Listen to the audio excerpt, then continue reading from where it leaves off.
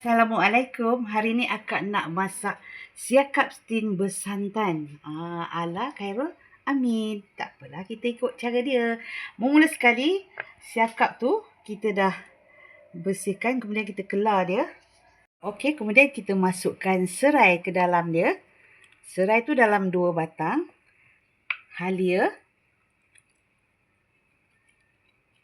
Lengkuas sikit dan daun 5 purut.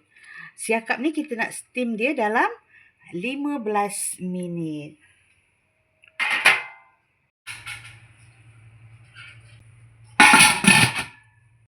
Bahan-bahan nak buat kuah dia, kita masukkan halia. Halia ni macam biasalah, dalam 2 inci. Kemudian lengkuas, sama juga kita masukkan dalam 2 inci. Kemudian serai dalam 2 atau 3 batang. Cili ni kita masukkan dalam 3 biji atau 4 biji. Terpulang, kalau suka yang pedas tu kita masukkan banyak. Kemudian kita masukkan bawang putih dan 2 batang ketumbar. Kemudian kita masukkan santan.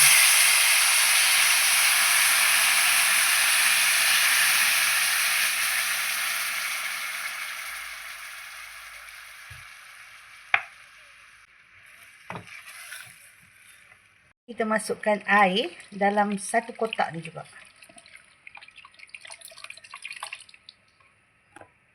Okey, kacau. Kita masak dia dulu.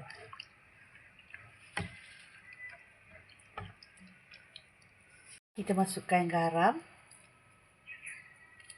Kemudian kita masukkan sedikit perasa.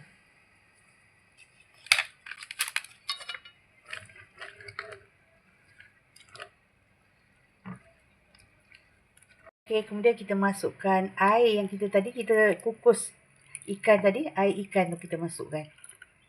Okey, kita nak masak lama sikit supaya aroma-aroma tu keluar kan, bau sedap. Jadi kita tunggu sikitlah, ambil masa sikitlah. Biar sampai dia pekat sikit. Tengok, bila kita tengok semua bahan-bahan tu dah masak.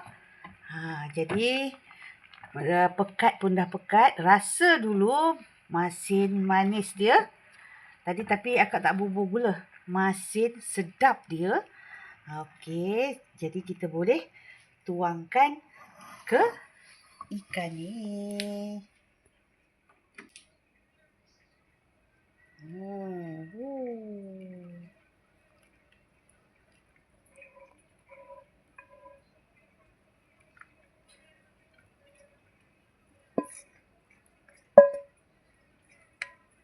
Sekali kita perah air asam limau. Barulah rasa dia manis, masin, sedap dan masam. Okey, kepada yang melihat, cuba. Memang nampak sedap lah kalau yang suka masakan berlemak. Jadi, jangan lupa komen, share dan subscribe. Sedap buka nanti. Bye!